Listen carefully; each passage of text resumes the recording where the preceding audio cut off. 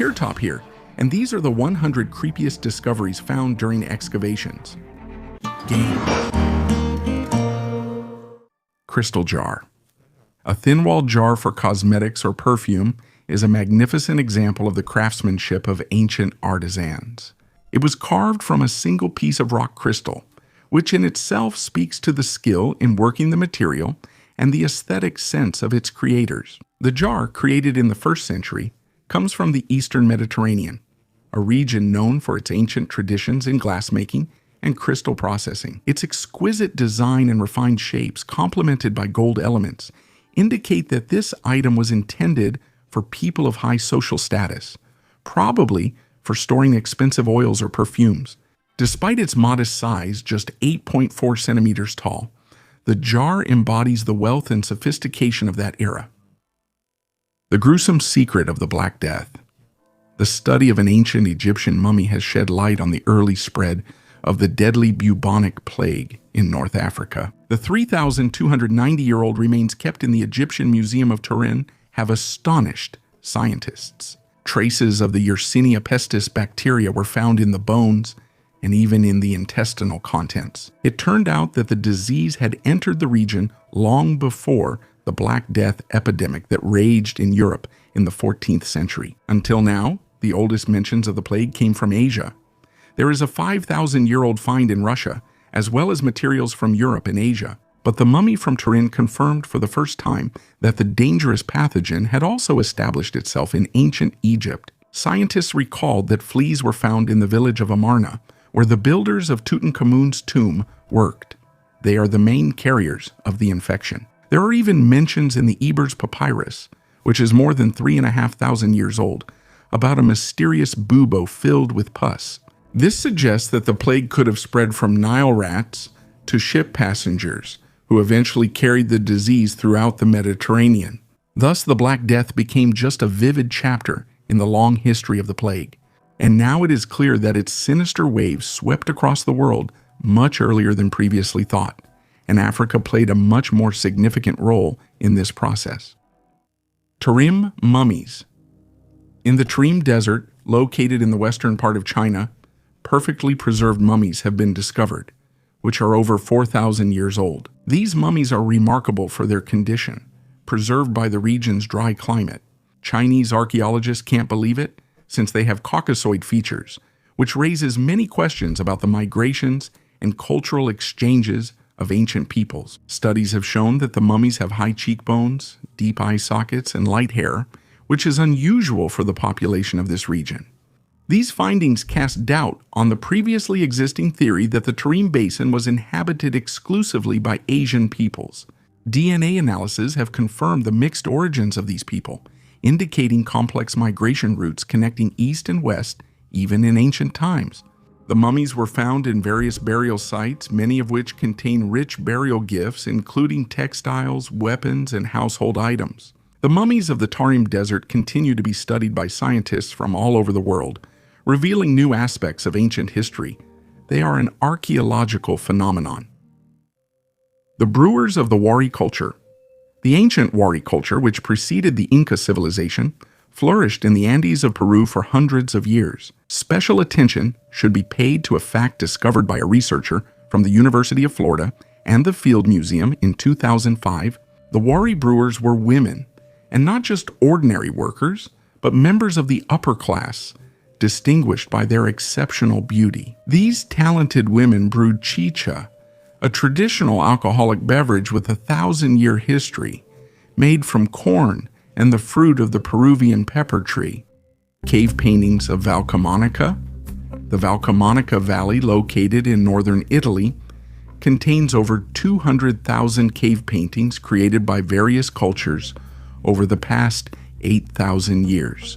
These engravings are a unique testament to ancient civilizations, depicting their rituals, social structure, and daily life. However, among the many traditional images of animals, dancing people, and symbols, there are several engravings that are of particular interest to researchers.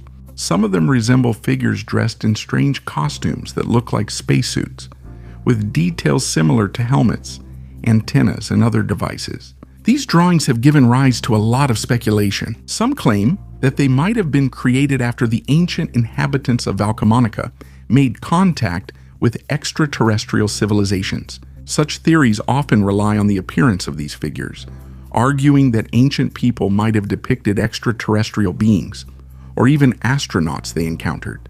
However, most scientists tend to believe that these engravings may represent ritual or symbolic images, possibly related to the religious beliefs or ceremonies of that time. Scientists always seem to come to the same conclusion in cases like this. If a discovery cannot be explained, then it must be connected either to something extraterrestrial or to an ancient ritual. The Skull of Fate. These crystal masterpieces date back to long before the dawn of civilization and are carved with astonishing precision, without a single chip. Despite all the achievements of the 21st century, we are still far from such precision. Only primitive tools were used to create these skulls. Scientists have always been fascinated by the stories of the ancient Mayan civilizations. They lived 1,500 years ago and were remarkably advanced for their time. In 1930, during excavations in the Mayan city of Labantun, one of these crystal skulls was found. It was discovered by archaeologist Frederick Mitchell Hedges. This find challenged scientists. How could the Maya create a skull with such precision, using only primitive tools? This question remains unanswered today, but the mysteries continue. In Belize, the remains of a human in jars about 14,000 years old were found. But how did an ancient Asian end up in America at all? This remains a mystery that we have yet to solve, just like the true reason for the creation of the crystal skulls. The first calculator from the 17th century, Pascal was not only a brilliant mathematician but also invented amazing things. Here's one of his stories that will show you how talent and adventurousness can come together to create something unique. In the 17th century, Pascal brought his idea to life in the form of the first adding machine, which was called the Pascaline. It was actually the second calculating machine, but the first one that was actually built and used. So, how did it all begin? Blaise Pascal was inspired by his father, who worked with taxes and faced problems with finances and accusations of treason. Then the young Pascal had the idea to create a mechanism that would make calculating taxes easier. After all, at that time, all calculations were done on counting boards. In 1642, when Blaise was 19 years old, he started working on this project. A couple of years later, after numerous changes and research, he created a machine that looked like a shoebox with dials on top, gear wheels, and windows to display the calculations. Unfortunately, the Pascaline could only add numbers, since the gear wheels could rotate in only one direction. But by using a clever mathematical trick called 9's complement, it was possible to subtract numbers. Although the device was complex inside, the Pascaline amazed people, since such a level of automation had never existed before. Later, Blaise Pascal made about 50 of these machines and sold around 20 of them. Their high cost and complexity of production were obstacles. In addition, France only switched to the metric system for monetary calculations in 1799. So, thanks to the courage and ingenuity of Blaise Pascal, the Pascaline calculating machine was created, which greatly simplified calculations and became the predecessor of modern calculators. As you can see, sometimes unusual ideas and a spirit of adventure can lead to the discovery and creation of unique things that change the world. Remember this story the next time you hear about some strange invention, because it might become something truly great. The ancient Egyptian-style pyramid in Kazakhstan.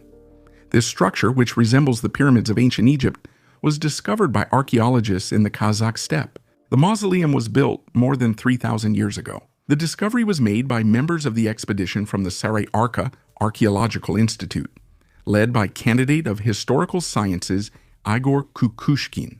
During the late Bronze Age, people lived on the territory of Kazakhstan who left behind the Bagazi Dandibai culture. It is characterized by tall, round, and rectangular mausoleums of the nobility, built of stone. The burial tradition prescribed laying the deceased on their side with bent arms and legs, and weapons, jewelry, and ceramics were buried nearby. One of the centers of the Bagazi Dandibai culture was the area near the village of Sarai-Arka, not far from Karaganda. Archaeological research has been conducted here since the middle of the last century.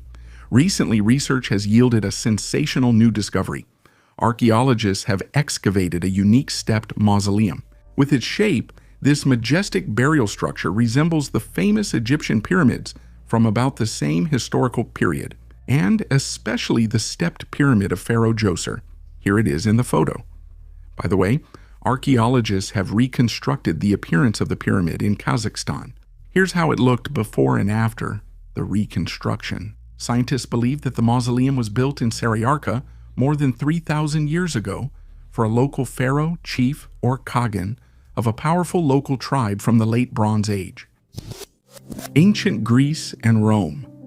In ancient Greece, black rams, sheep, calves, and cows were especially revered. They were, in particular, sacrificed by Odysseus, who wanted to speak with the dead.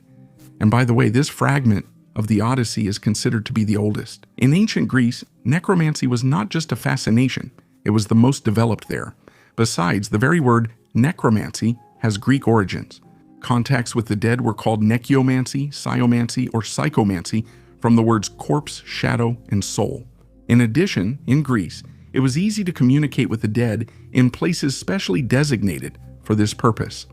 There were special temples near caves that were considered entrances to the world of the dead. Often, poisonous fumes came from these caves, or sometimes lakes, and birds did not live there.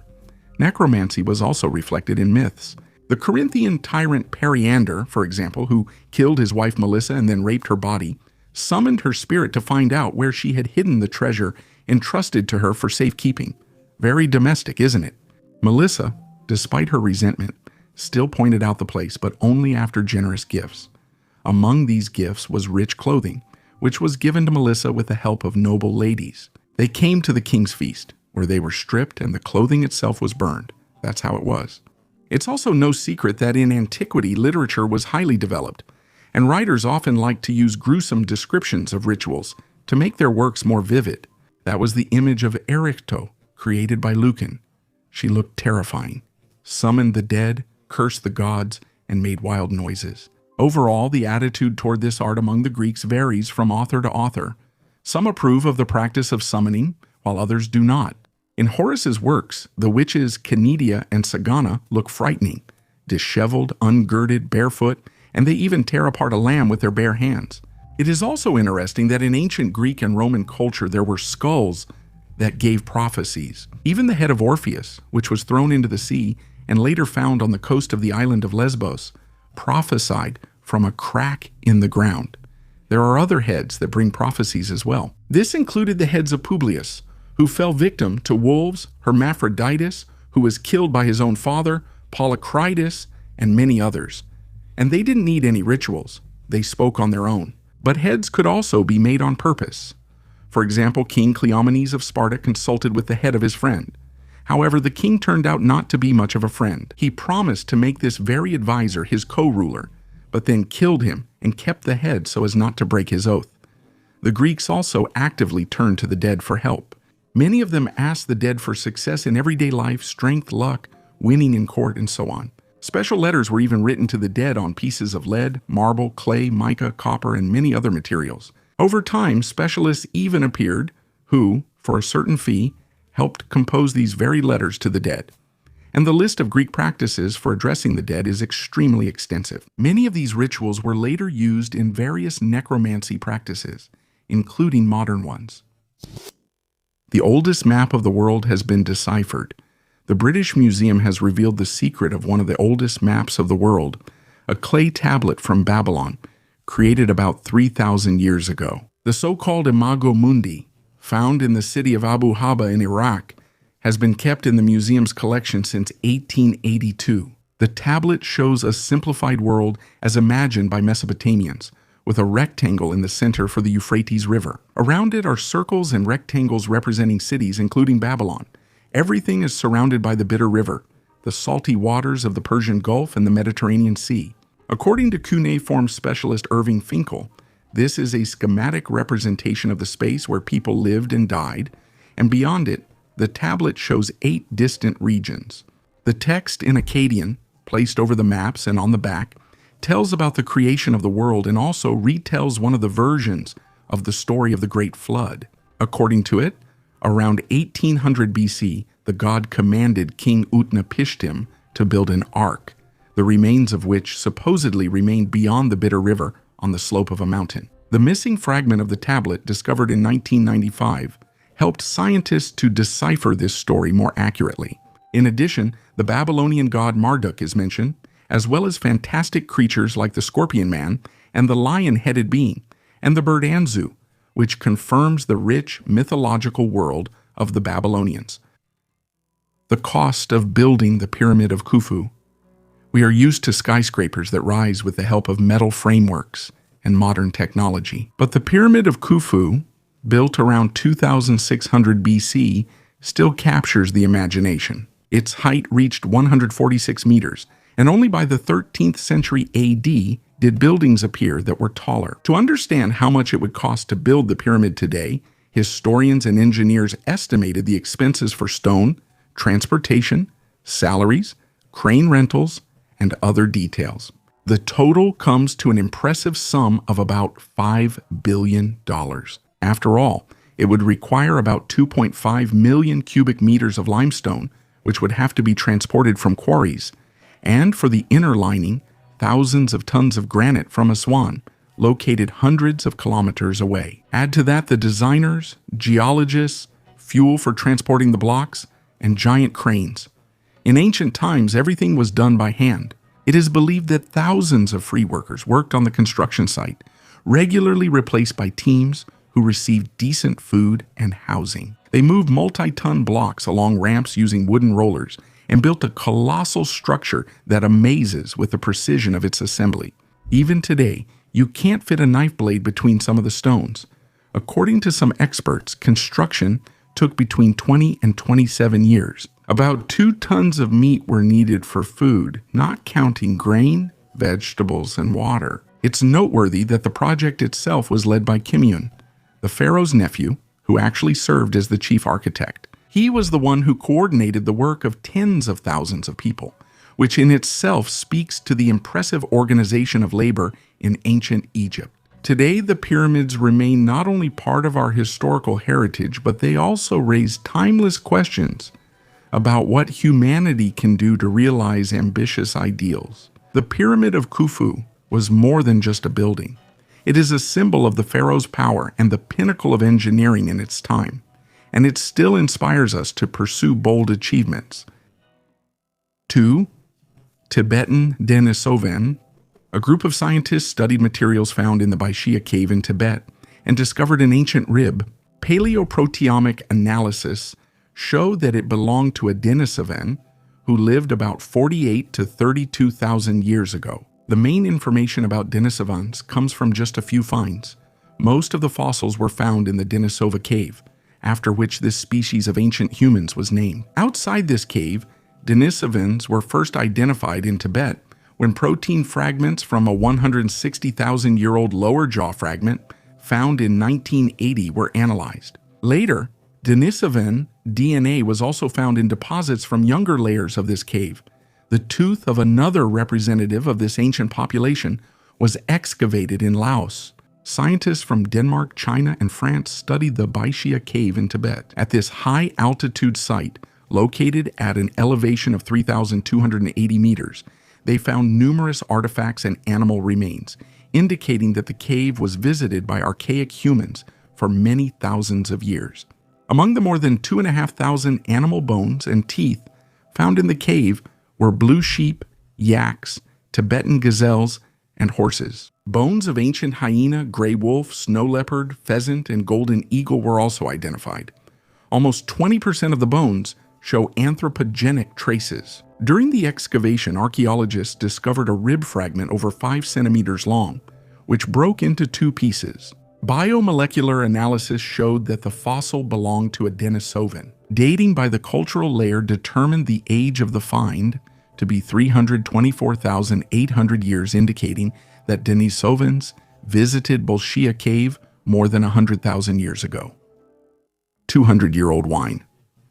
During excavations near the walls of the Kazan Kremlin, Archaeologists from the Kelikov Institute of Archaeology of the Academy of Sciences of the Republic of Tatarstan in Russia discovered a wine cellar from the early 19th century. Inside, they found green glass bottles with a capacity of 0.3 liters, sealed with wax stamps bearing the producer's initials and the year of production. Most of the bottles were broken, but 2 remained intact, and one of them still contains liquid. Scientists determined that the bottles were produced in 1814 and 1815 at the Shiryatinskaya glass factory in the Yegoryevsky district of the Ryazan province. It is believed that the wine cellar belonged to the church of Paraskeva Pyatnitskaya, and the wine was used for church rituals, particularly for communion. This archaeological find will be sent for chemical analysis to determine the composition and properties of the ancient wine. Art and relics with cosmic features. For centuries, humanity has created art and relics that sometimes depict figures with unusual cosmic features.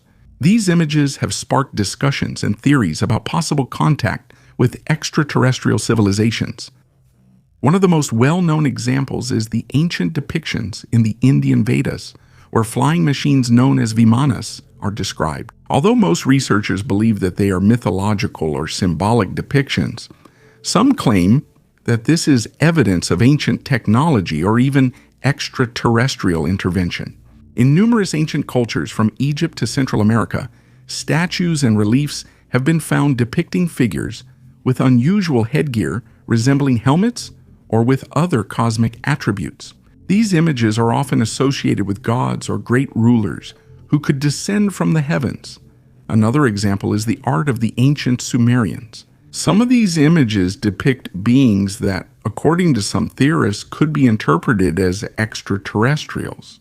Nevertheless, most archaeologists and art historians claim that such images are the result of religious beliefs, mythology, or symbolic art, rather than evidence of contact with extraterrestrial civilizations. Whatever the true meaning of these images may be, they serve as a reminder of the richness and depth of human imagination and our desire to understand and interpret the unknown around us. The Buddha statue in Egypt.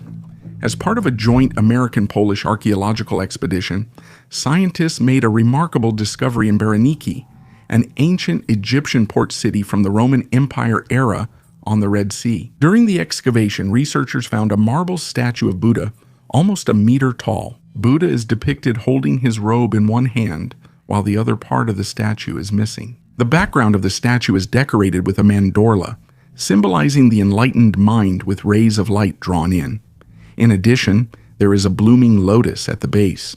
The artifact is dated to the 1st and 2nd centuries AD. This find indicates commercial relations between Egypt and India in ancient times. Such connections may have begun even before the 4th century BC. The race of giants. Let's dive into the mysteries of the past. Once, about 5,000 years ago, real giants walked the lands of China. Their height could reach up to 2 meters, which, for those times, was simply an enormous height. You might wonder, how could people have been so tall in those distant times? Scientists believe it was all about abundant food. Some huge people, just like in fantasy novels, lived in the Shandong province. Their living conditions could be considered quite comfortable for their time. They had access to a variety of food. The houses had large bedrooms and other amenities. Since 2016, researchers have been conducting excavations near the settlement of Zengin. And the giants are not the only amazing discovery. Previously, they found ruined buildings, numerous burials, and even sacrificial pits. Interestingly, the giants were most likely part of the Neolithic Longshan culture. This is a transitional period from the Stone Age to the Bronze Age, when copper tools began to be used. An interesting feature of the culture is tripod vessels. They may be related to the development of animal husbandry. What is happening with Leonardo da Vinci's documents? Now I will tell you about an amazing discovery related to the works of Leonardo da Vinci. This will be interesting. The Atlantic Codex is a huge collection of drawings and notes made by Leonardo da Vinci himself. And recently, scientists from the Polytechnic University of Milan tried to solve the mystery of the black spots that appeared on one of the pages of this codex. The scientists studied the codex to understand where these spots came from and what caused them. At first, they thought some microbes were to blame, but it turned out that wasn't the case. They thought that some microbes were to blame, but it turned out that wasn't the case. With the help of super powerful instruments, they discovered that the spots were caused by glue that was used during the restoration of the pages in the past. Some tricky substances in the glue eventually caused spots on the paper. And scientists also found out that one of the reasons for the appearance of the spots could have been air pollution in Milan, since Milan's air had long contained many harmful substances. Scientists continue their research to preserve Leonardo da Vinci's creation for future generations. And that's really cool because this way we can learn even more about the past and about the talents of this great artist and scientist. Bronze military diploma. During excavations in the ancient city of Peri, located in the southeastern Turkish province of Adıyaman, archaeologists discovered a bronze military diploma made 1,898 years ago. Such a document was issued to a soldier after 20 years of service in the army. It meant that its holder became a full-fledged Roman citizen and could get married. Excavations in this area began in 2001. The archaeologist's task was to find the ancient city of Per, one of the 5 largest cities in the local region. Every year in this area, scientists made various discoveries. In the current season, they managed to discover a Roman fountain, remains of city aqueducts and various buildings, and a military diploma on a bronze plate. The director of the Adıyaman Museum, Mehmet Alkan, said that the text on the diploma, which states that a soldier receives citizenship status and could marry after 2 decades of service, was translated only with the help of an expert in ancient history and languages, Professor Mustafa Hamdi Sayar. He also noted that about 100,000 such diplomas were produced in total, and archaeologists have managed to find 800 of them. Sumerians. First of all, you need to understand that necromancy is a set of magical rituals for summoning spirits. While many divination methods had unknown outcomes, summoning spirits involved the magician acting deliberately to achieve a specific result. The first mentions of professional necromancers date back to the 2nd millennium BC in Sumerian Akkadian sources. As a rule, people communicated with spirits so that they would leave the living alone and find peace themselves. They were timid guys. In their religion, spirits were more feared, but still, summoning them was not uncommon. For example, in the tales of Gilgamesh, the god Nergal brings his friend and companion Enkidu out of the land of the dead. And on some clay tablets that have survived to this day, there are even detailed instructions on how to summon a spirit. Some of these documents even contain warnings about which spirits are better not to summon.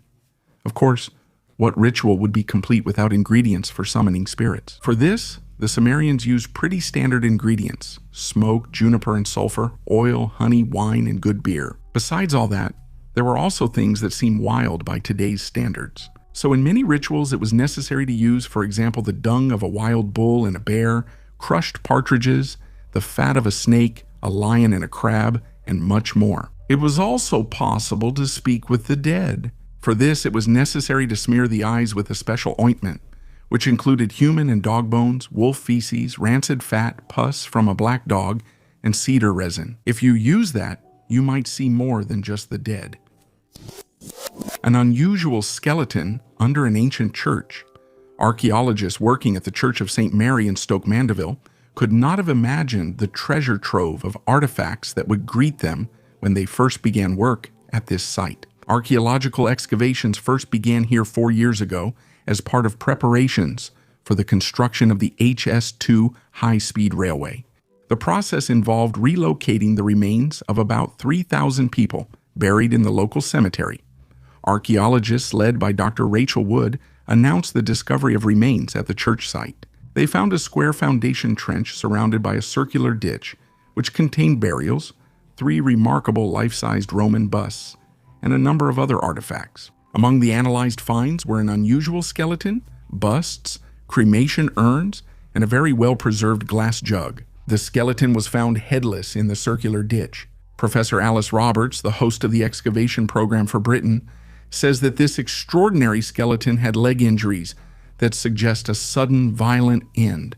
She claims that the discovery exceeds the archaeologists' wildest expectations. The body was found near several burial urns that were thrown into the ditch and smashed to pieces. Guy Hunt, another archaeologist who worked at the site, says, "There are 8 of them, and we also have a burial." This burial is really interesting because it's not someone who was buried in the classical way. It's someone who was more or less thrown into the ditch. They were buried. They were buried together with coins, which are especially important here. The coins can be dated, which gives archaeologists a much better idea of what era different items were left in the ditch. A casket with a combination lock. This is a unique artifact from the 12th century created by craftsmen from Iran. This exquisite object not only served as a container but also demonstrated the outstanding engineering skills of its time. The casket is equipped with 4 double dials, each of which has 16 positions. The combination of all possible settings creates an impressive number of options. 16 to the power of 8, or 4,294,967,296. This made the casket extremely secure, since it was almost impossible to crack the code. The materials used to make this item include brass, gold, and silver. The ornamentation and Arabic inscription highlight the craftsmanship's sophistication and reflect the owner's high status. The casket is now kept in the Copenhagen Museum, where it attracts the attention of visitors as an outstanding example of the technology and decorative art of the medieval East. Its creation date is estimated to be around the year 1200. Astronomical Compendium of 1550. Here is an interesting fact from archaeology. There once existed devices called astronomical compendiums. These were small instruments for complex calculations, packed into a single box. Astronomical compendiums were quite expensive and were a sign of their owner's wealth. One of these compendiums, made around 1550 in Augsburg, is crafted from gilded brass.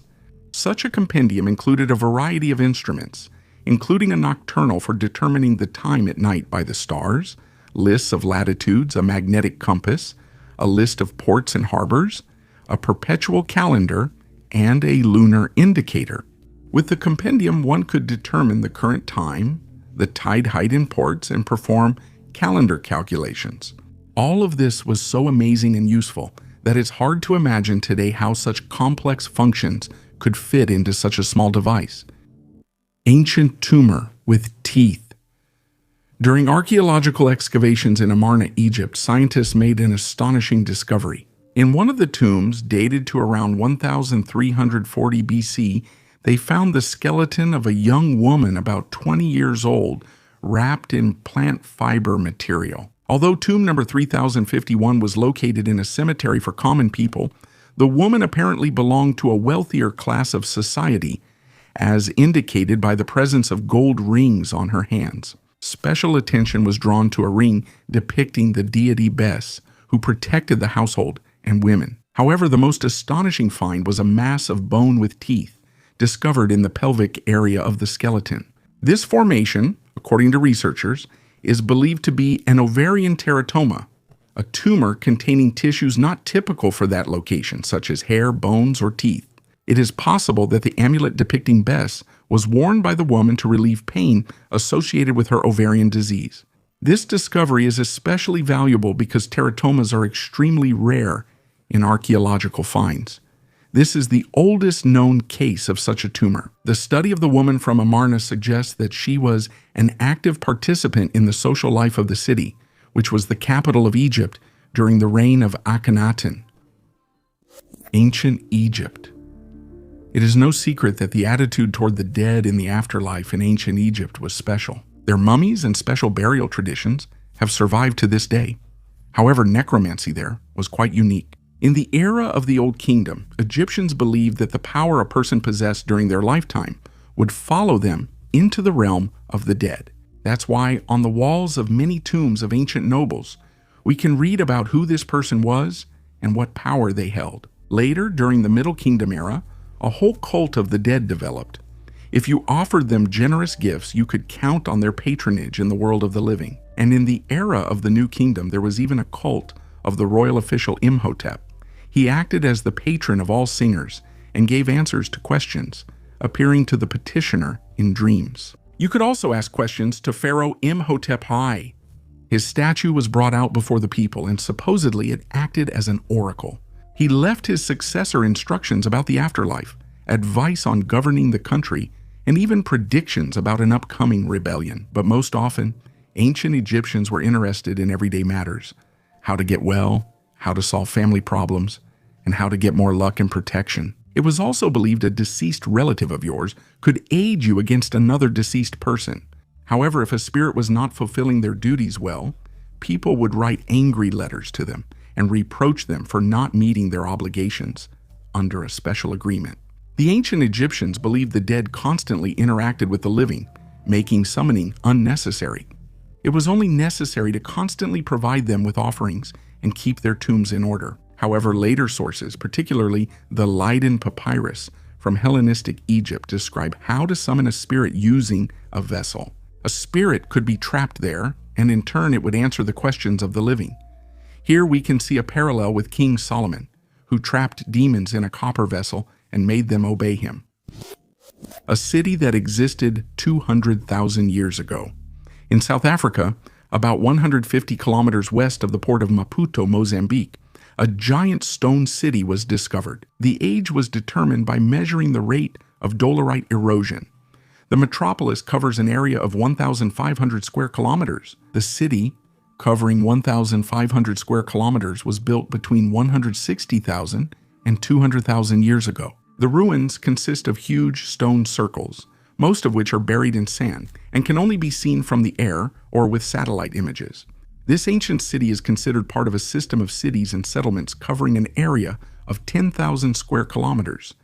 A developed network of roads connecting it to terraced agriculture suggests that this metropolis was home to a highly advanced civilization. The geology of this place is also quite interesting due to the numerous gold mines located in this area. According to researchers, this ancient civilization might have been engaged in gold mining. Although the local residents knew about these stone remains, no one had previously questioned their origin or the age of these stone circles, even though they were always in plain sight.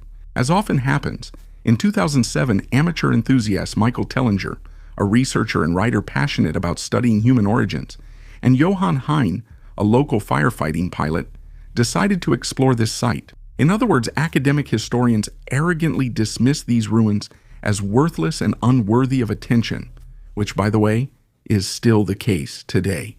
The results of the research inspired Michael Tellinger, an alternative history writer, to write the book Temples of the African Gods. According to Tellinger, the evidence found suggests a completely different view of human history. According to the generally accepted version of human history, the first civilization on Earth was the Sumerian civilization, which arose in southern Mesopotamia about 6,000 years ago. But what if there was another, earlier civilization, lost in the depths of time? The photographs, artifacts, and evidence we have gathered point to a vanished civilization that both never existed and predates all others, not by a few hundred years or a few thousand years, but by many tens of thousands of years. Tellinger believes that this ancient African metropolis is the oldest man-made structure known to date. He believes the Sumerians and Egyptians inherited their knowledge from this civilization. This hypothesis is based on the fact that an image of the Egyptian Ankh, the key of life, was found on the rocks of the ancient city. How could an image of an Egyptian god exist thousands of years before the rise of Egyptian civilization? These discoveries are so astonishing that they will not be easily accepted by the mainstream historical and archaeological community, as we have already seen. This will require a complete paradigm shift in human history. Tellinger's findings raise more questions than answers, but we can hope that this incredible ancient city will attract more researchers in the future, and that one day more light will be shed on this lost civilization and the unknown aspects of human history as a whole. New symbols on the Stone of Destiny. The Stone of Destiny is a very old and mysterious seat, over 800 years old. It was used during the coronation of King Charles III in London. On May 6, this stone is a sacred symbol of Scotland, made of red sandstone. On one side of the stone there is a cross, and on the other there are rings, so it can be moved. For a long time, scientists have studied this stone, and only recently did they discover strange marks and anomalies on it that no one had noticed before. They found traces of copper alloy and gypsum plaster, which may suggest that the stone has some secret history that we do not yet know about. Scientists from a government organization in Scotland conducted a laser scan of the stone and found markings that resemble Roman numerals. However, it cannot be said for certain that these are actually Roman numerals. They also examined the traces of copper alloy on the stone and found out that in the past a copper or brass object had been placed on the stone for a certain period of time, perhaps some kind of sacred relic. Scientists also found gypsum plaster on the Stone of Destiny, which may indicate that in the past a plaster cast of this artifact was made. There is no mention of such a cast in any records, and this came as a surprise to scientists. The Stone of Destiny was used during the coronation of Scottish kings in the 13th century, and is now used during the coronation of the monarch in the United Kingdom. It was stolen from Scotland in 1296 and only returned in the 20th century. As for its history before the 13th century, it remains a mystery. Mesopotamian clay balls. Clay balls that are more than 5,500 years old are still shrouded in mystery. These artifacts, ranging in size from a golf ball to a baseball, were found in Choga Mish in western Iran in the late 1960s.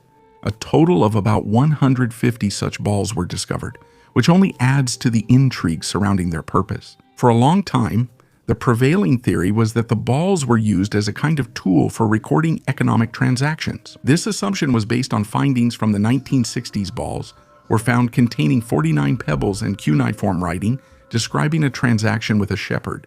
However, the specific function of these balls remained a mystery. In 2013, using computed tomography and 3D modeling, scientists looked inside the balls.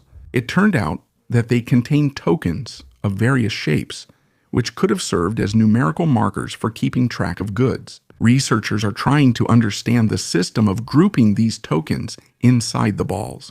One of the surprising discoveries indicates that some tokens were wrapped in cloth and placed inside the ball, then covered with a liquid similar to bitumen. Some balls had tiny channels, possibly for thin threads, which could serve as external markers and provide information about the contents. Similar objects have been found in different cultures of that time, including Scotland, where more than 400 carved stone balls from the Neolithic period have been discovered. What do you think these mysterious artifacts could have symbolized? Share your guesses in the comments. Ancient labyrinth. Modern remote sensing methods are giving archaeology new tools to understand the past. One vivid example is the study of the surroundings of Rujm el-Hiri, an ancient complex of stone circles to the northeast of the Sea of Galilee. This mysterious monument clearly shows how satellite images allow us to look at the landscape from a completely different perspective. Scientists analyzed photos of the area within a 30-kilometer radius and discovered numerous megalithic structures, massive circles with thick walls and mysterious flower-shaped enclosures near rivers. According to one hypothesis, all of them could have been elements of irrigation, defense, or livestock enclosures. In addition, the images show burial mounds of various shapes and sizes. These could possibly be burial sites or signal mounds. The results of geological measurements are no less intriguing. It appears that the territory itself has shifted over the past millennium, which has cast doubt on the hypothesis about the astronomical purpose of Rujm el-Hiri and the labyrinths. The satellite image captures the multi-layered construction, an archaeological palimpsest, where later structures were built on top of earlier ones. Such studies open a door to the distant past. By comparing satellite data, excavation results, and geophysical analyses, scientists hope to reconstruct the lives of the ancient inhabitants of the Levant and better understand why they built such monumental stone labyrinths and surrounded them with complex agricultural systems. Judaism.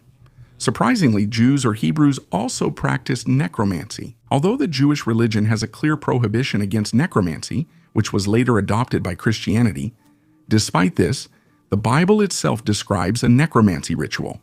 There, the witch of Endor, at the request of King Saul, who had previously expelled all magicians from the country, summons the spirit of the prophet Samuel to ask him about the upcoming war. The spirit in turn says that Saul will soon die as punishment for not following God's will, since God had previously not given him an answer through legitimate means. Because of this passage from the Bible, there were fierce debates among Christians at the time about why the prophet appeared himself and whether it could have been a demon with special permission from God. After all, in the first case, it would mean that the witch could control God's prophet, and by the way, she is breaking the law and practicing witchcraft. And if it was a demon, it would confirm the holy texts that say all souls actually belong to God and cannot be magically summoned. A coffin containing a dangerous dead man. Yakut archaeologists discovered the remains of a man who was buried in a birch bark coffin. The features of the burial indicate that the deceased was a dangerous person. Today we will learn about some aspects of burial practices among the Yakuts in past centuries, and take a closer look at this unusual archaeological find. Archaeologists examined a coffin with bones that was discovered in 2018 on the left bank of the Lena River near Yakutsk. Archaeologists noted that until the second half of the 16th century, these lands were inhabited by the Karen clans, whom the Yakuts considered to be outsiders. Northern peoples had different burial methods and types which were connected to their beliefs about the afterlife. In traditional cultures, 4 types of burials were common: inhumation and cremation, as well as above ground and aerial burials. Yakut burials were usually in the ground, but sometimes the deceased were left in a yurt that was then burned. The deceased was about 40 years old. His height was approximately 170 centimeters. The skeleton was covered with remnants of clothing made of leather and fur, and was placed in a birch bark coffin. He was lying on a birch bark mat with a birch bark towel on top. Radiocarbon analysis of the bones showed that the man died sometime between 1480 and 1640 AD. The burial was accompanied by grave goods, a large blue bead, fragments of a wooden bowl, and a black glass bead. Scientists also suggest that the deceased had a pouch on his belt containing a button, a wooden spoon, and medicinal plants.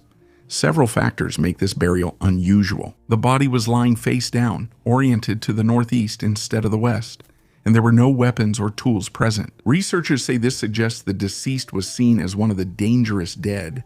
Such people included suicides, certain shamans, outcasts, as well as those who were physically or mentally disabled. Ancient towers of China. In the foothills of the Himalayas, there are amazing stone towers. Some of them are used by the locals as stables and barns, while others are simply abandoned. People only started talking about the towers in 1998 when the French researcher Frédéric d'Aragon drew attention to them. Frédéric studied these mysterious towers for 5 whole years. She tried to find information about them from the locals and in Buddhist monasteries, but found nothing. In the end, she found mentions of the towers in Chinese chronicles and in the records of 19th century European travelers. It turns out that the foothills of the Himalayas are inhabited by tribes that lived in isolation from each other. Their languages and dialects developed separately, so the history of the towers could have been forgotten. The Himalayan towers are unique in their strength. They withstand earthquakes thanks to a mixture of stone, brick, and wood. The towers have different shapes: square, polygonal, and even star-shaped with 12 points. They are between 600 and 1,000 years old, and some are even older. Frederick suggested that some towers served as a symbol of wealth. Residents of wealthy villages that traded with China might have built them as a demonstration of their status. Other towers, however, may have been watchtowers, since they stand near trade routes and their entrances are several meters above the ground. Armor made of 6,000 scales. Archaeologists in China's Jiangxi province made an astonishing discovery. In the tomb of Liu He, the ruler of Haihun from the Western Han Dynasty, composite scale armor was discovered, which is more than 2,000 years old. This find not only demonstrates the advanced level of craftsmanship during the Han era, but also fundamentally differs from the typical single material armors of that time. According to the report from the Provincial Institute of Archaeology and Cultural Relics, the plates were made of lacquered iron, copper, and leather, with many of them being only 1 centimeter wide and 0.2 centimeters thick. The restoration took about 2 years. Specialists assembled around 6,000 pieces that were found stacked in the armory section of the tomb, next to swords and knives. According to Yan Jun, the leader of the excavation team, their arrangement and size demonstrate an incredible delicacy of craftsmanship that was previously unknown for Han Dynasty armor. Turkey. you shouldn't think that only the Sumerians dabbled in summoning the dead. For example, on the territory of modern Turkey, in the temple complex of Göbekli Tepe, dated to the 10th century BC, evidence of necromancy was found. Scientists believe that ancient people practiced sky burial here. On one of the columns of the complex, images of decapitated human bodies being carried away by birds were found. A large number of skull remains were also found here. Among them, there are some unusual finds. These skulls were suspended using special grooves and holes. Researchers believe that they were used to predict the future, and the future also belongs to the realm of necromancy. Archaeologists also found human skulls in about the same place, which were often specially decorated with plaster and objects. It is still unknown what exact role they played in the life of the temple, but there is a suggestion that these skulls could have been a kind of portrait of ancestors.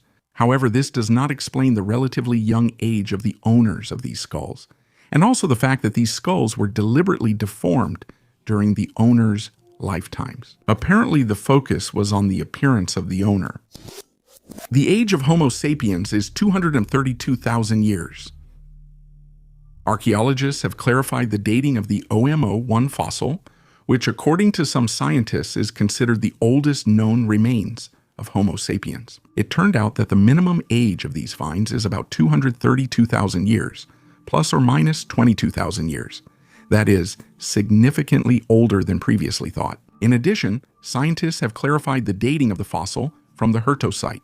They date back to approximately 160,000 to 155,000 years ago. There is no consensus in paleoanthropology about which fossils are considered the remains of the earliest Homo sapiens. One common view points to the OMO-1 and OMO-2 remains, which were discovered in 1967 by Richard Leakey in southern Ethiopia near the Omo River.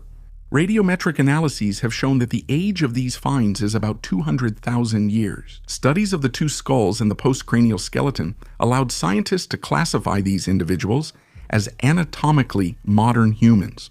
However, they still had some archaic features that made them similar to Neanderthals. Ethiopia is rich in Middle Pleistocene hominin fossil sites, and one of them is the village of Herta, where archaeologists discovered the remains of 10 individuals, including 2 adult skulls and 1 child's skull. Paleoanthropological research showed that these people belonged to the subspecies Homo sapiens idaltu. For radiometric dating using the argon method, scientists took 113 samples of sanidine. As a result of the research, they determined that the volcanic eruption that produced these minerals occurred 233,000 plus 22,000 years ago. New data on the Shala volcano eruption timing and mineral composition allow for more accurate dating of other Ethiopian sites. Thus, the remains from the Herta site turned out to be significantly younger than those from Omo Muad'Dib. According to scientists, these fossils date back to approximately 160,000, 155,000 years ago. However, the remains from Omo Muad'Dib are not the only ones considered the oldest Homo sapiens. Another candidate is an individual from the Moroccan Paleolithic site of Jebel Irhoud, who lived about 315,000 years ago. An artifact of an unknown civilization. How about a journey into the past, where archaeological discoveries challenge everything we know about our history? It all started in February 1961. 3 adventurers, Wallace Lane, Virginia Maxey, and Mike Mikesell, went hiking on Mount Koso to add to their collection of antiquities. Imagine their surprise when, among the ordinary mountain rocks, they found a stone that simply couldn't have been there. 10 days later, Mike decided to work on the stone and discovered something incredible. Inside the stone was a ceramic cylinder, and inside the cylinder was a metal rod that, for some reason, reacted to a magnet. There were also fragments of fossilized shells and pebbles found inside. The friends showed the find to a geologist they knew, who after a detailed examination said that in his opinion, this stone was at least 500,000 years old. Can you imagine? 500,000 years? If that's the case, then our find rewrites the entire history of human development. After all, how can we explain metallic elements inside such an ancient stone? Unfortunately, we don't have a detailed description of this research, nor do we have the geologist's name. But one thing we know for sure, the stone was studied by the creationist Ron Cayley. He took an X-ray and discovered that the rod had a spring. So perhaps it was some kind of ancient electrical mechanism. But who created it and for what purpose? The tomb of a royal scribe in Abusir, Egypt. Czech Egyptologists made an important discovery.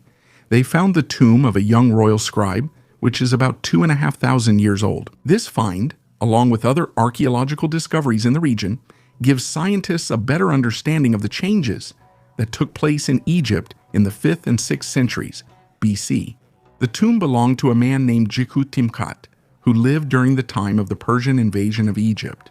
Only the underground shaft of the tomb has survived, at the bottom of which, at a depth of 14 meters, there is a burial chamber built from limestone blocks. Inside, there is a stone sarcophagus with relief decorations, hieroglyphs, and images of ancient Egyptian gods. According to Vladislav Barish from the Czech Institute of Egyptology, the burial chamber is decorated in the traditional style of that time for important people, although Jikutimkat himself was only a mid-ranking official.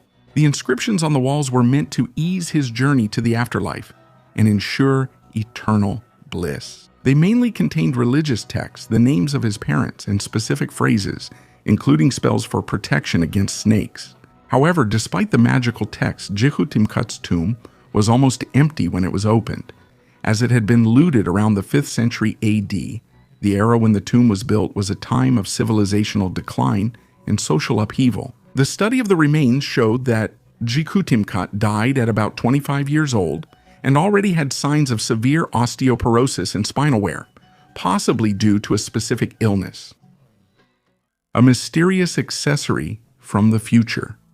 Archaeologists discovered a wall carving depicting objects that resemble modern handbags. Some of these images are about 12,000 years old. The earliest ones were found in Turkey, in the ruins of the megalithic temple Göbekli Tepe, where strange images are engraved on the columns of the ancient temple. Similar motifs have been found in Mexico, Iraq, and South America, which raises many questions about the possible use of such objects by ancient civilizations. Although the images resemble handbags or clutches, experts believe that what is depicted on the ancient ruins are more likely baskets.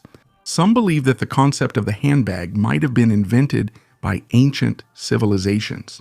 The first modern handbag appeared in 1841 in England, created by Samuel Parkinson. The problem is that the Göbekli Tepe temple was built in 9000 BC, and its builders were unlikely to know about such an accessory.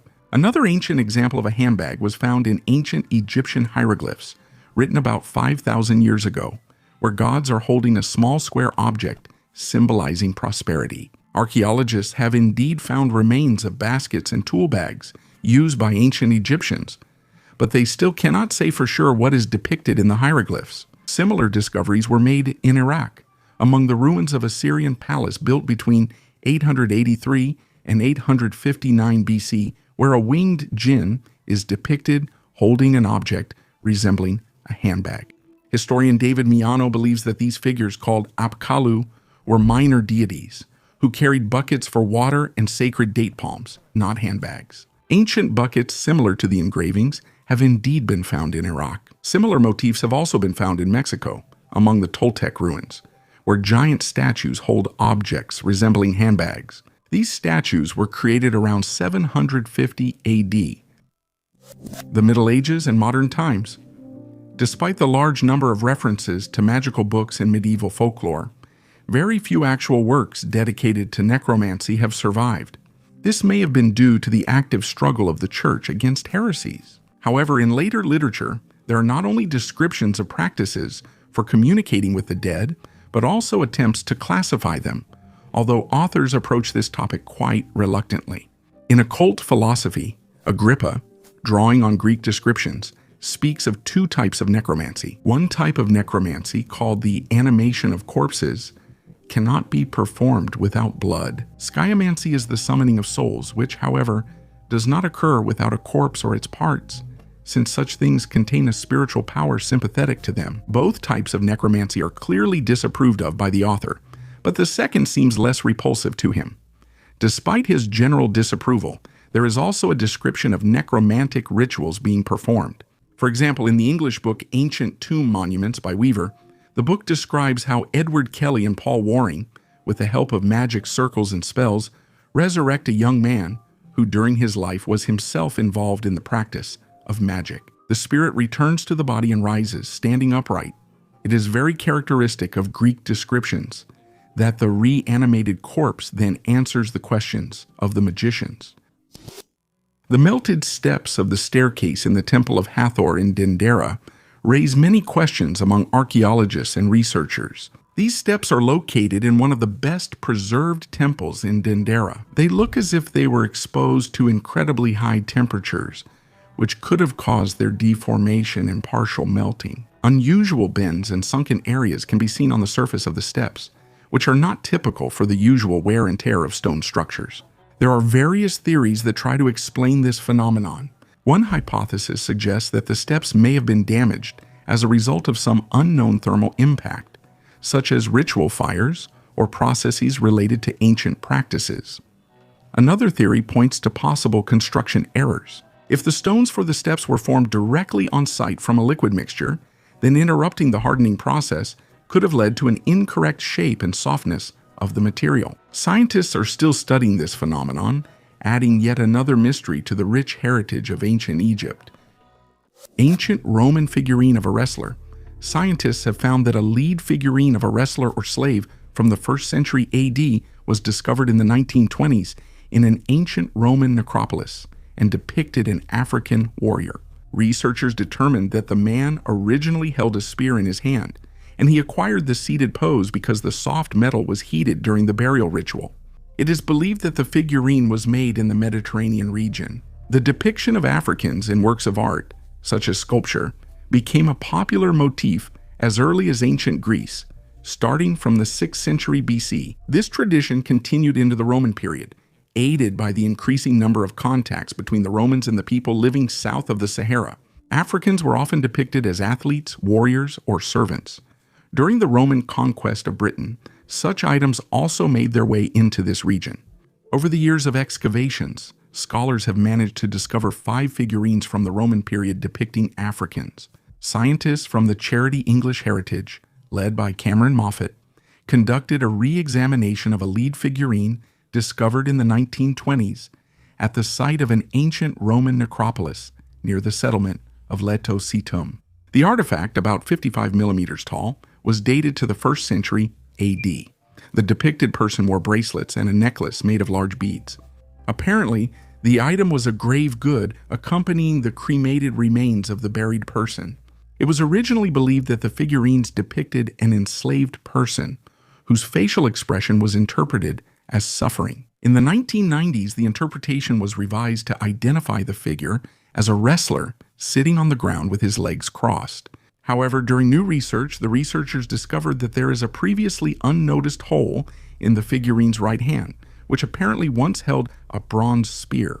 In addition, the figurine originally stood upright, and the seated position of the depicted person appeared only later, due to the soft metal being heated.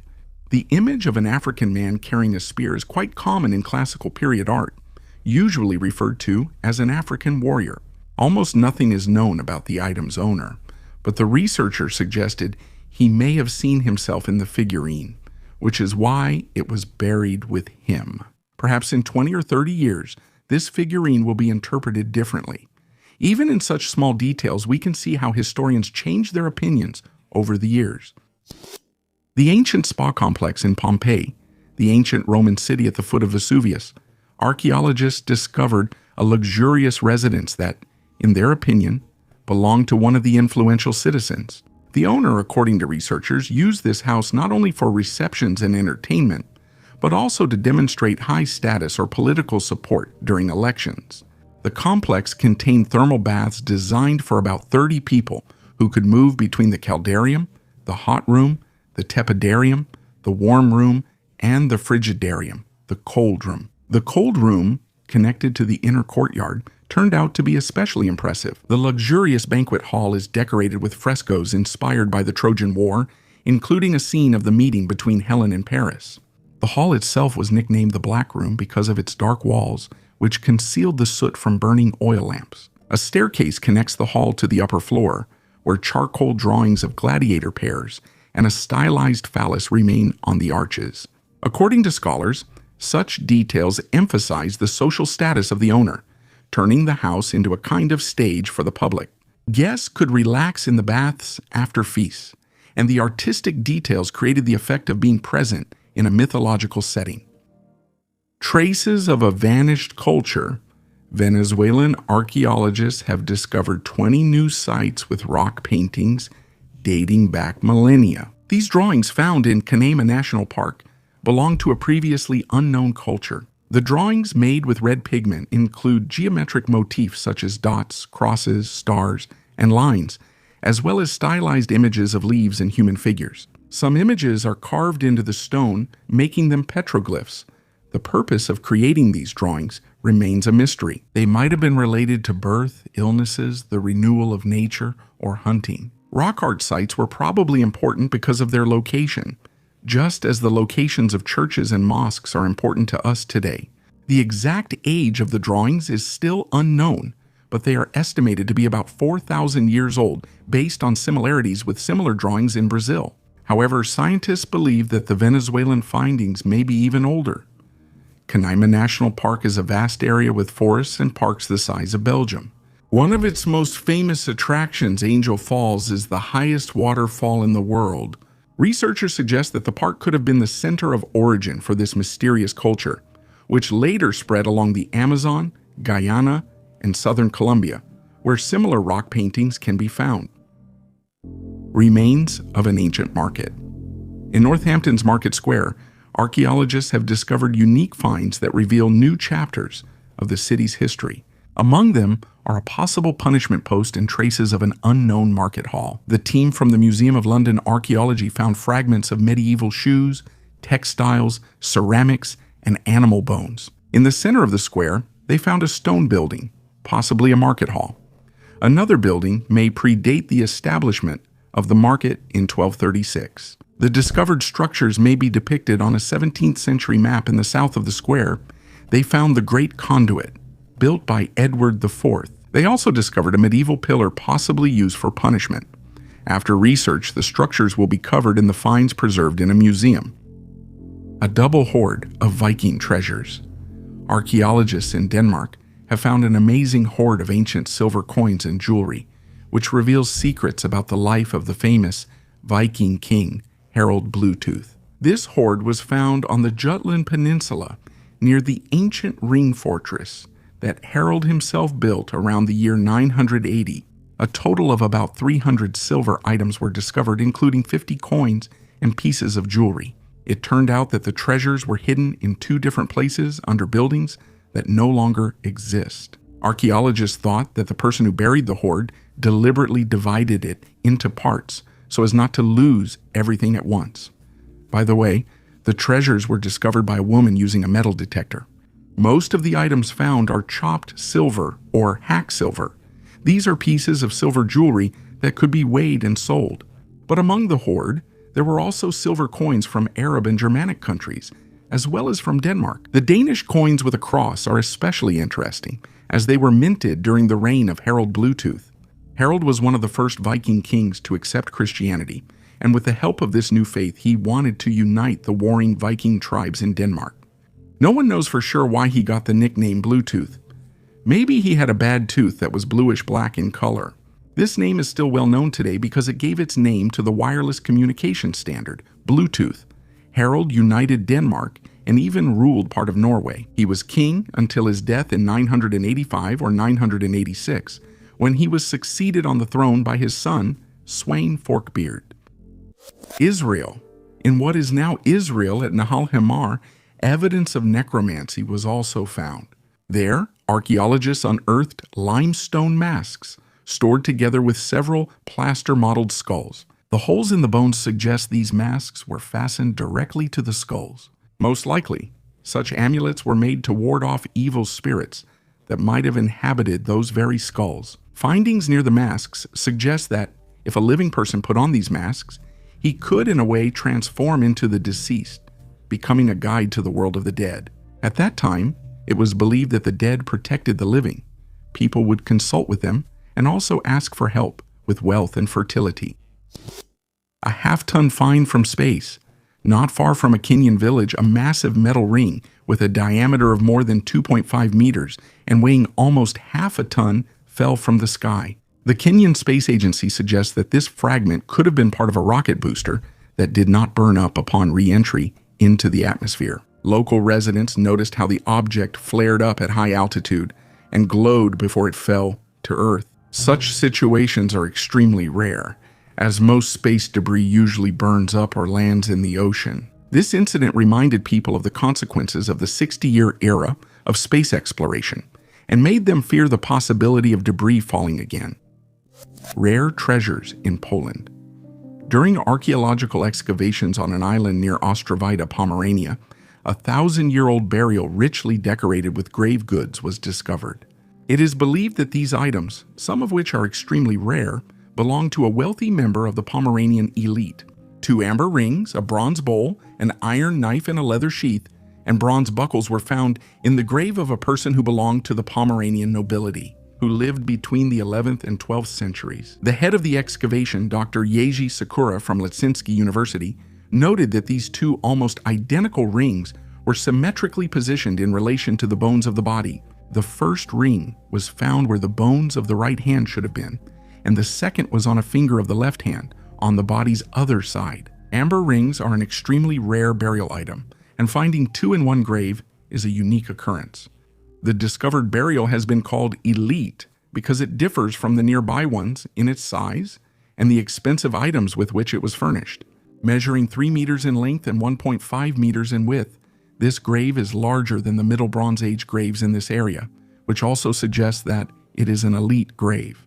Although the material from which it was built has not survived, the shape and size indicate that it was a wooden chamber grave constructed like a large chest. Chamber graves are found in ancient cultures around the world, and it is believed that when used for individual burials, the deceased had a higher elite status than those in ordinary graves. Archaeologists believe that this person was a Christian because he was buried rather than cremated. The east-west orientation of the body also indicates a Christian burial. Genetic discs. Imagine we only started using microscopes a couple of centuries ago, and we've only been studying genetics for about 150 years. And then suddenly, they find a 6,000-year-old stone disc in South America, which depicts scenes at a microscopic level. How can something like that be explained? This disc is known as the genetic disc, respected among archaeologists as a true relic. It is made of lydite, a hard basalt rock, weighs about 2 kilograms and has a diameter of 22 centimeters. But the real shock comes from the symbols depicted on it. Just think about it. Sperm cells, egg cells, fertilization, and the stages of fetal development. All of this is drawn in chronological order. If you turn the disc over, you can see moments of cell division, and even the development of amphibians. Don't be alarmed. Even archaeologists are shocked. And now think about this. Such a disc was found in Colombia, among artifacts that are 6,000 years old. But at the same time, it doesn't look like any pre-Columbian objects, and the symbols on it are unknown. Could it be even older? How could an ancient civilization create something like this? And know what we've only learned in the last couple of centuries? It's such a mysterious object that some have even suggested it was created by serpent people.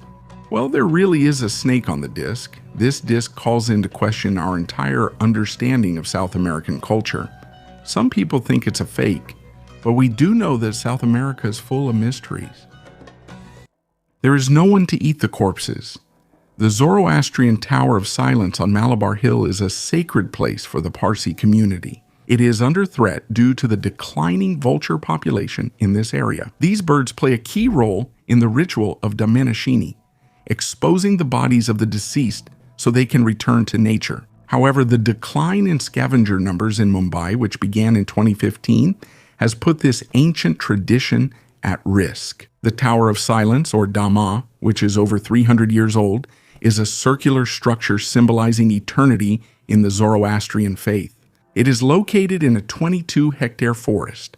The outer circle of the tower is for men, the middle for women, and the inner for children. Before placing the body in this Dhamma, relatives pray in special structures called bungli, and then the remains are carried to the Kandi by special caretakers. According to Zoroastrian traditions, contact with a dead body is considered defilement, and vultures play an important role in ensuring purity and maintaining the natural balance. But urbanization, changes in habitat, and environmental problems have led to a sharp decline in the number of these birds. The decomposition of bodies has slowed down, which has created difficulties for the structures called bungli, the ship with treasures worth $20 billion. The galleon San Jose, which sank on June 8, 1708 during a naval battle with an English squadron, became one of the most famous underwater discoveries. On board the ship, which was carrying 600 people, there was an explosion of the gunpowder supply, which led to its destruction and subsequent sinking in the Caribbean Sea. Considered lost for centuries, San Jose was discovered in 2015 by the Colombian Navy at a depth of about 700 meters. On board the ship are chests filled with gold, silver, and emeralds, valued at between $4 and $20 billion. The situation around the galleon's treasure is complicated by the fact that the American company Sea Search Armada claims the rights to it, stating that they found the shipwreck in 1981. The company is demanding through the courts that the Colombian government give them half the value of the treasure, $10 billion. In response, the president of Colombia proposed creating a public-private partnership to carry out the treasure recovery project. The Christian tradition inherited much from the Jewish tradition, but thanks to the works of the Church Fathers, it also absorbed Greco-Roman elements. Here people relate to the dead in a special way. On one hand, necromancy is directly and unequivocally forbidden by the Bible. On the other hand, some deceased ascetics, that is saints, are seen as intercessors, mediators between God and man, capable of conveying the supplicant's prayer to God. Relics are kept in the church which, according to believers, possess a special power of holiness. In the lives of some saints, one can find episodes that are very similar to necromancy. For example, Venerable Macarius the Great uses prayer to revive a corpse and prove a suspected murderer's innocence. The spirit returns to the body, but answers questions from underground, remaining in its grave. Venerable Ruffin tells a story about the hermit Poter Mufi, who temporarily brought a deceased monk back to life to find out if he was satisfied with how his funeral had been prepared. Poter Mufi revives a fellow believer with a kiss and prayer, someone he hadn't been able to say goodbye to. Interestingly, in this case, the elder offers the deceased a choice, to die again or to continue living. Venerable Mark the Gravedigger also brings the dead back to life. He received such power from God because he worked hard preparing burial places for monks, which is reflected in his nickname. It is important to understand that Christians do not identify the described necromancy as part of the forbidden art of magic, but rather consider such episodes to be miracles, remarkable, extraordinary events that come from God. Miracles are contrasted with rituals performed out of pride, whose very aim and glory run against God. Mention of such necromancy can be seen in the New Testament. Simon the sorcerer, a contemporary of the apostles, tries to resurrect the widow's son, who is being carried to the burial place, but fails, although he does manage to make the deceased move his head. It is emphasized that in this case, the return of the soul to the body is merely a deception carried out with the help of demons. The description of contact with the dead was also influenced by the Christian practice of indulgences used by the Catholic Church. After all, thanks to indulgences, the deceased can be released from purgatory. This gave rise to a number of stories in which the dead try to exchange their services for the forgiveness of sins. The ghosts that appeared would ask for donations to the church and for prayers to be said for them. Around the 15th century, European folklore began to feature stories in which priests possessed special knowledge about how to summon the dead. Message spheres, a mystery scattered all over the world. Mysterious message spheres. They are everywhere, but they especially love Costa Rica. They are made of lava and sedimentary rocks, but are found in places where there was never any lava.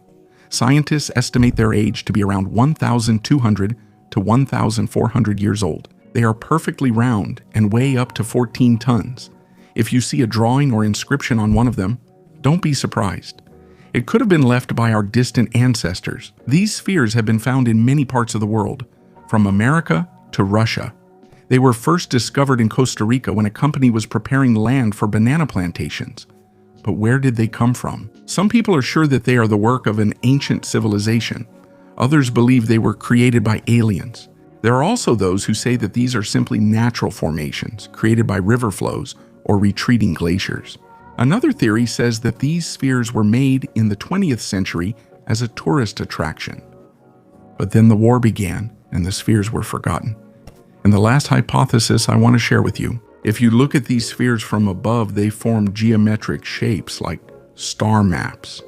And each sphere can represent a star or a planet. So maybe this is our message to the cosmos. A book with a surprise, a Bible with a secret compartment for a firearm, is a unique combination of religious text and the art of weaponry. This unusual artifact was made for the Venetian Doge Francesco Morosini in the 17th century.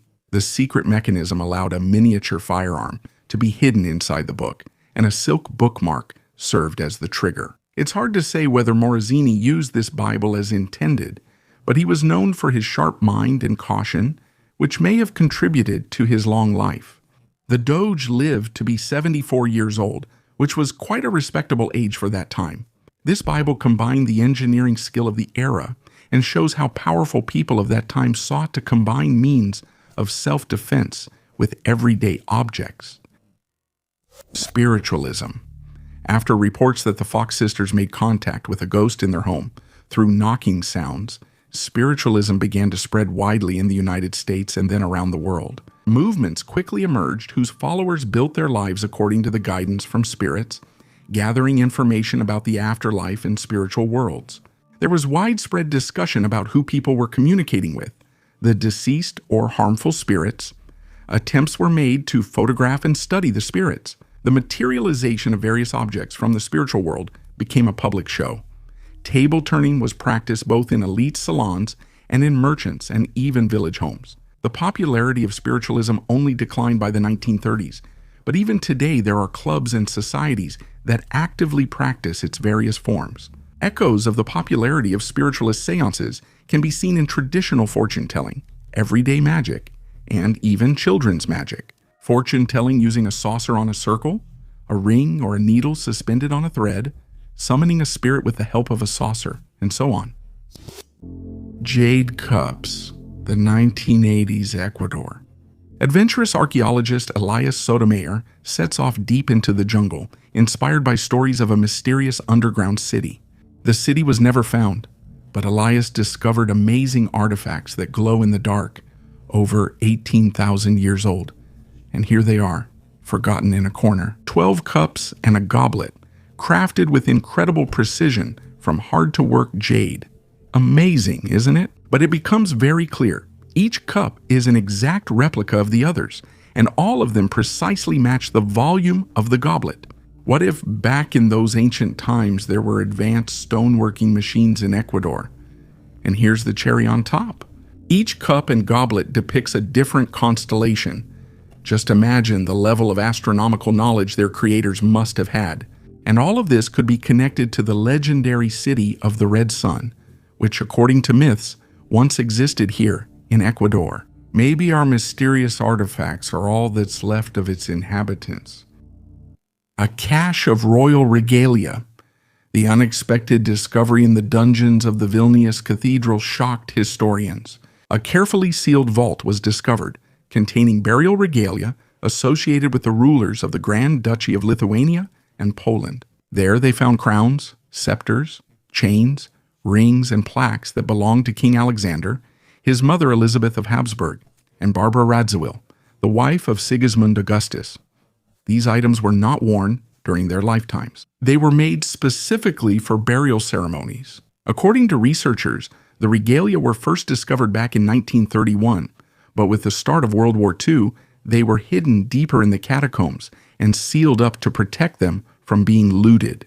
The location of this hiding place eluded archaeologists for decades, until December 2024, when they conducted a detailed examination of all the cavities using an endoscope, comparing archival diagrams with new plans of the cathedral. As a result, the treasures were found. Barbara Radziwill, whose tragic fate became legendary, died soon after her coronation, which made her burial regalia especially significant for her contemporaries. Cog stones. In the south of California, amazing artifacts were found that resemble bronze gears, which had previously been discovered in Peru. These stone gears are known as the California cogged stones, ranging from 2 to 6 inches in diameter and up to 2 inches thick. Scientists believe that they were made somewhere between 6,000 and 3,500 BC. Looking at these artifacts with modern eyes, they may seem primitive, but these stones have different features, such as cups, round indentations, and notches along the edges, as well as patterns that look like muffins. Surprisingly, about 15% of them have a hole in the center, often narrow on one side. Scientists have also discovered a curious anomaly. In the middle, there is a perfect square hole, which would be difficult to reproduce even with modern technology. This suggests that their ancient creators were familiar with advanced technologies. The purpose of these stone discs remains a mystery to this day. Some suggest that they were used for some kind of ritual purpose. But who created these stones and why remains an open question. Today, the prevailing opinion is that these gears were used as ceremonial objects, but their meaning and symbolism are still up for discussion. Modern times.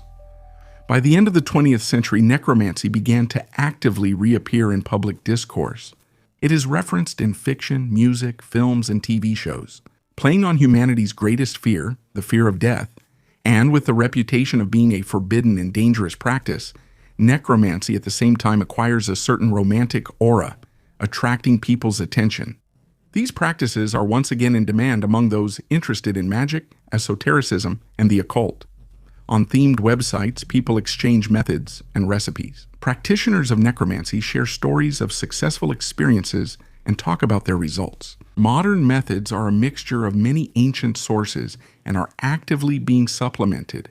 A single ritual can combine elements of voodoo, the Mexican cult of Santa Muerte, Greek and Roman descriptions of rituals, and methods of European magic. Many people advertise their services, and every season of Battle of Psychics features those who speak with the dead. For a certain fee, they can easily arrange a walk through cemeteries for you and take part in practical lessons. A rather interesting modern trend in necromancy is based on the electronic voice phenomenon discovered in 1959 by Swedish film producer Fredrik Jürgensen while recording birdsong. In Russia, this field is actively developed by the Russian Association of Instrumental Arts of Transcommunication, founded in St. Petersburg in 2003 by candidate of physical and mathematical sciences Artyom Mikheev. Representatives of this community do not consider themselves necromancers and insist that their research is strictly scientific in nature. Using special equipment and techniques, they try to scientifically prove the existence of the other world and the possibility of contact with its inhabitants, including the deceased. Besides audio recordings, photographing spirits is also commonly used. For example, according to the introductory method, in order to see a spirit, you need to fill a vessel with water, preferably with a reflective bottom. Set the water in motion and take several photographs, which refers us to Greek lecanomancy, divination using a vessel of water. Later, in these photographs, people look for images of the subtle world and its inhabitants in random reflections. Thus, it can be seen that necromancy has not faded into history, but continues to exist, develop, and change. Those who practice contact with the dead are constantly searching for new technologies and methods. People of ancient civilizations, as well as our contemporaries, seek the answer to the question of what awaits us beyond the inevitable boundary that everyone will cross sooner or later. We can only hope that the assumptions of these researchers, that life does not end with death, will one day be confirmed. Gilmerton Cave in Scotland, once considered one of the oldest sites in the country, has recently become the subject of scientific debate.